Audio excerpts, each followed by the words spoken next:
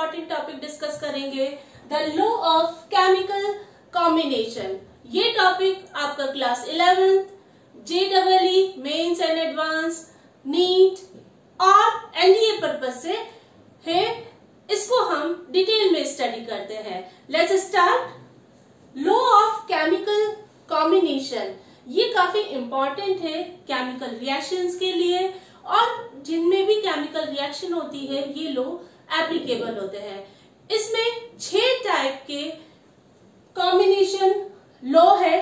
First है law of conservation mass, second law of definite proportions, third law of multiple proportions, fourth law of reciprocal proportion, fifth law of gaseous volume और sixth law है Avogadro law. इन law को हम detail में समझ लेते हैं। Now law of conservation mass, this law was given by Antoine Lavoisier in 1789.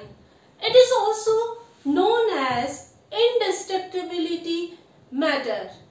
ये जो है मास कंजर्वेशन का जो नियम है, सबसे पहले एंटोनी लेवाइजर ने दिया। कौन से सन में? 1789 में दिया। और इसे हम किस नियम से, अदर नेम से भी जान सकते हैं, इंडिस्ट्रक्टिव मैटर का नियम भी हम इसको कहते हैं। इंडिस्ट्रक्टिव मैटर का मतलब है जिसको हम नष्ट नहीं कर सकते हैं, उसे हम इंडिस्ट्रक्टिव मैटर कहते हैं। मास संरक्षण का नियम क्या कहता है? According this law, all the chemical changes और reaction, the total mass of the system remain constant, और matter can neither created nor destroyed.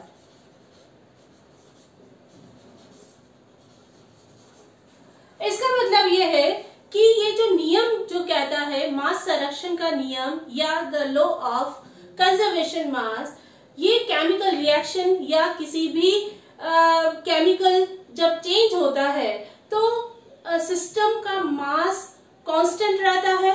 और इसको सेकंड और डिफाइन कर सकते हैं कि मास को ना तो क्रिएट किया जा सकता है और ना ही डिस्ट्रॉय किया जा सकता है, बल्कि इसको अदर फॉर्म में हम क्या करते हैं, चेंज कर सकते हैं। इसे ही हम मास कंजर्वेशन का नियम कहते हैं। अब ये जो मास कंजर्वेशन का जो नियम है, ये आपका जो है द कंजर्वेशन ऑफ एनर्जी, इसके सिमिलर है। इसका मतलब यह है कि मास और एनर्जी को न तो हम क्रिएट कर सकते हैं न डिस्ट्रॉय कर सकते हैं, बल्कि एक फॉर्म से दूसरे फॉर्म में हम क्या करते हैं, चेंज कर सकते हैं। मास कंजर्वेशन के नियम में क्या जो फर्स्ट डेफिनेशन था उसमें यह था कि सिस्टम का टोटल मास कांस्टेंट रहता है।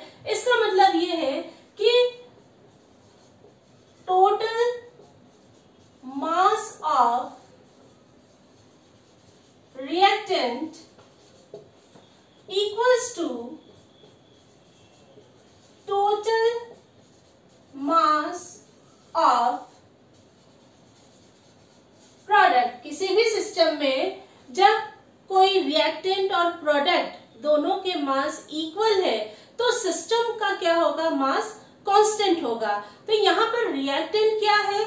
यहाँ पर रिएक्टेंट केमिकल इक्वेशन या हम कहें केमिकल जब चेंजेस होता है या रिएक्शन होता है तो उसमें यूज होते हैं, और यूज होने के बाद जो नए प्रोडक्ट बनते हैं तो वो कहलाता है प्रोडक्ट, और जो केमिकल रिएक्शन में कंज्यूम हो जाते हैं उसे हम कहते हैं रिएक्टेंट। रिएक्टेंट का मतलब है आपस में रिएक्ट करते हैं, उसे हम कहते हैं रिएक्टेंट है। तो यहाँ पर रिएक्टेंट का मास और प्रोडक्ट का मास क्या होता है, इक्वल होता है। इसीलिए हम कहते हैं कि total mass of the system remain constant, या हम कहें वो कांस्टेंट होता है।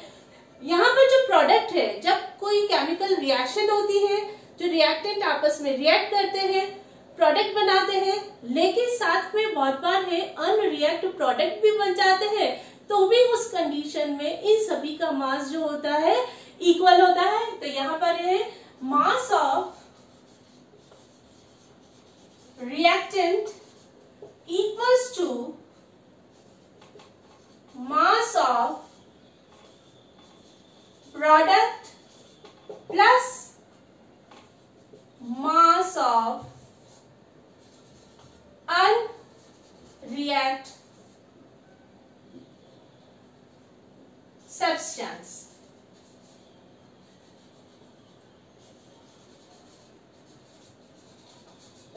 इस लाइन का जो मतलब है ये क्या है, क्योंकि हम मास कंजर्वेशन का नियम कहते हैं कि टोटल मास सेम रहता है, कांस्टेंट रहता है। तो यहाँ पर है कि जब रिएक्टेंट आपस में रिएक्ट करते हैं, प्रोडक्ट तो बनाते हैं, लेकिन जरूरी नहीं है कि 100% उसमें केमिकल रिएक्शन हो।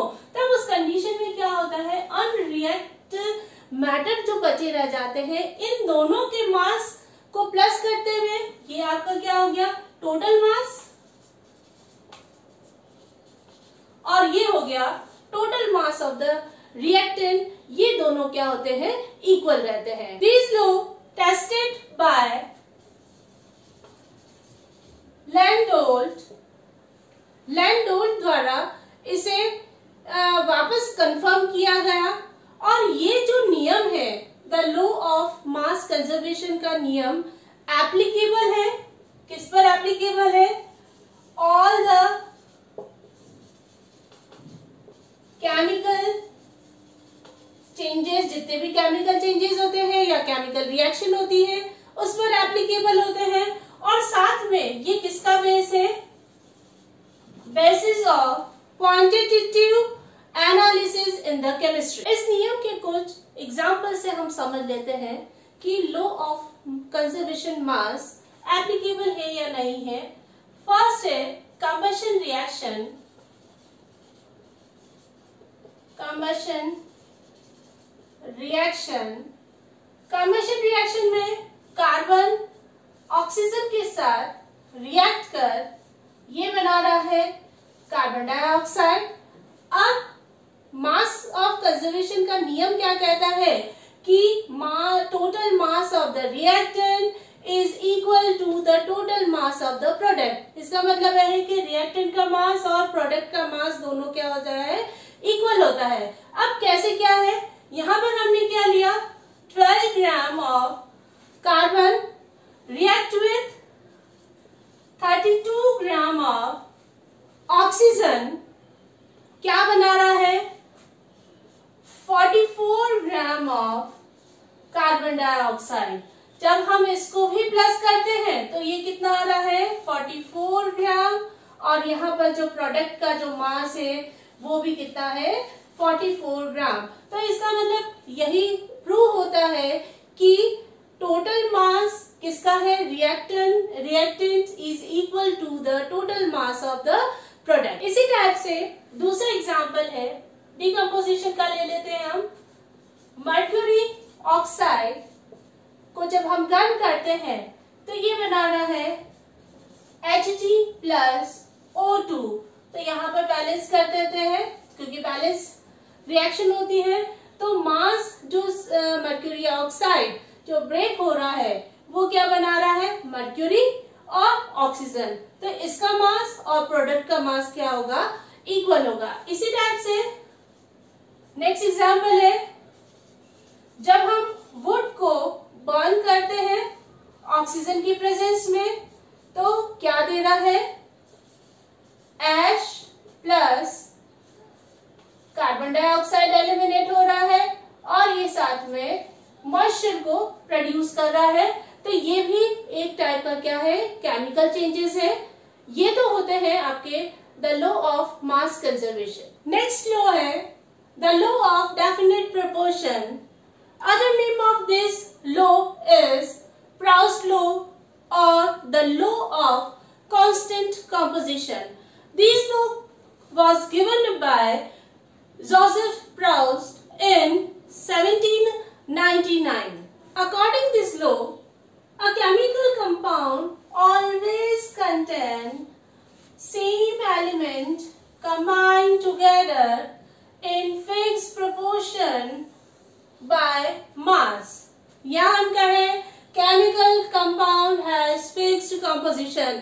इसका मतलब ये है कि कोई भी कंपाउंड एक निश्चित प्रकार के एलिमेंट जो कंबाइन होते हैं वो क्या होगा, उसका जो रेशियो है वो फिक्स्ड रहेगा, उसे ही हम कहते हैं law of definite proportion. The law of definite proportion does not depends on first the method of its preparation, second source from which it has been obtained. इसका मतलब ये है कि ये लॉ जो है डेफिनेट प्रोपोर्शन का नियम है या कांस्टेंट कंपोजिशन का नियम है, किस पर डिपेंड नहीं करता है कि आपने किस मेथड से बनाया है, और दूसरा है ये कहां से ऑब्टेन किया है, उस पर क्या होता है डिपेंड नहीं करता है। इसको हम और डिटेल में समझ लेते हैं। एग्जाम्पल वाटर का है। वाटर का जो केमिकल रिएक्शन है वो क्या है, हाइड्रोजन हाफ ऑक्सीजन मिलकर क्या बना रहा है, वाटर बना रहा है। अब ये जो पानी है, केमिकल कंपोजिशन क्या हो गया, ये जो कंपाउंड बना इसका केमिकल कंपोजिशन है H2O। अब ये जो वाटर है हमने कहीं से भी ऑब्टेन किया, चाहे हमने ग्राउंड वाटर ले लिया, रिवर वाटर ले लिया, रेन वाटर ले लिया, कहीं का भी हमने पानी ले लिया, चाहे सीवरेज का पानी हो, XYZ सैंपल कुछ भी हो सकता है, उसका जो केमिकल कंपोजिशन क्या रहेगा H2O। इसका मतलब ये है कि ये जो एलिमेंट है वो भी फिक्स है, हाइड्रोजन और ऑक्सीजन ये कंबाइन होकर जो कंपाउंड बनाते हैं वो एक डेफिनेट रेशियो में बनाते हैं। इसका मतलब ये है कि 2 ग्राम molecule of hydrogen react with 16 gram of oxygen from 18 gram of water। इसका मतलब ये है कि 2 ग्राम कहां से आ गया, हाइड्रोजन का एटॉमिक वेट कितना हो गया, 1 हो गया, और यहाँ पर 2 हाइड्रोजन है तो ये क्या हो जाएगा 2 ग्राम। अब यहाँ पर ये क्या है, ऑक्सीजन 16 इंटू 16, ऑक्सीजन का जो वेट आएगा वो कितना है 16 है, 16 इंटू 16 32 डिवाइडेड बाय 2, तो ये आपका हो गया 16 ग्राम।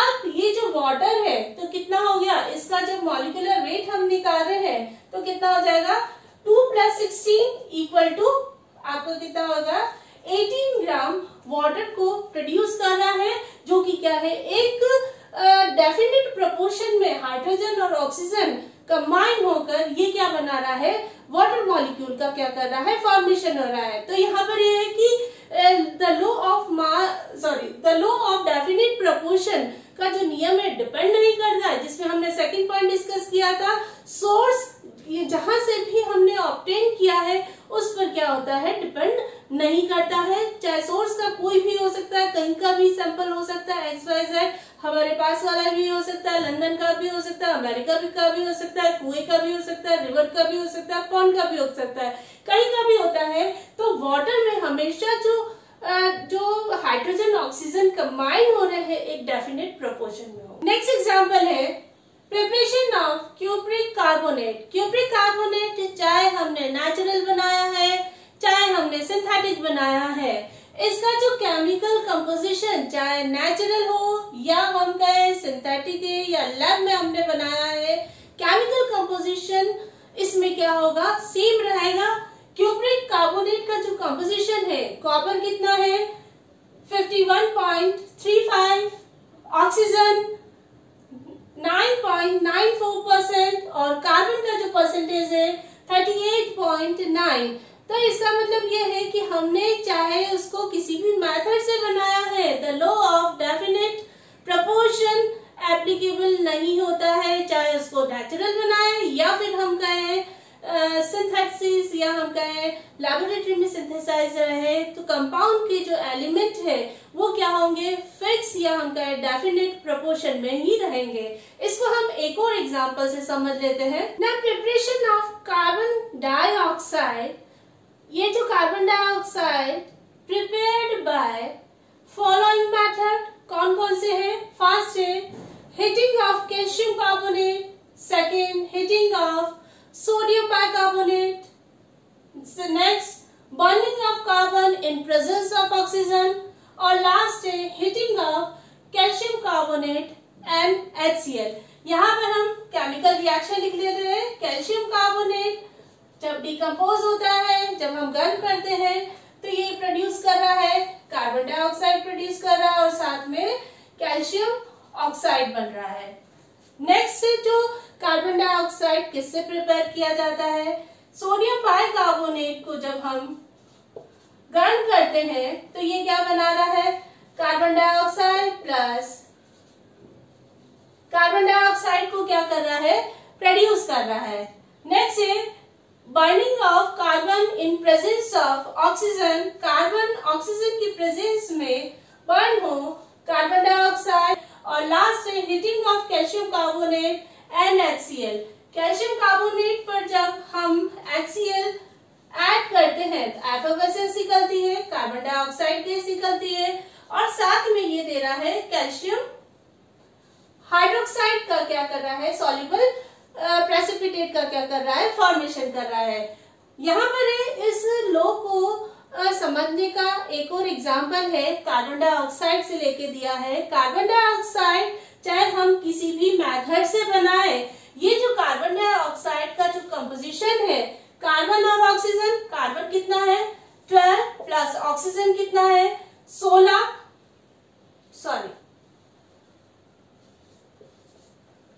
ऑक्सीजन कितना है 32। तो ये जो रेशो है, ये इस रेशो में क्या होता है, कंबाइन होता है। तो ये आपका होता है the law of definite proportion. Thank you guys. आप मेरे वीडियो का डिस्क्रिप्शन जाकर देखें, जिसमें मैंने इंस्टाग्राम पेज का लिंक, वाटर केमिस्ट्री का लिंक, फ्यूल एंड कंबशन का लिंक, एनडीए का लिंक दे रखा है, उसको जाकर देखें। ये वीडियो इस वीडियो में हमने लॉ ऑफ मास कंजर्वेशन को हमने डिस्क्राइब किया और इसके साथ साथ हमने the law of definite proportion को डिटेल में समझा।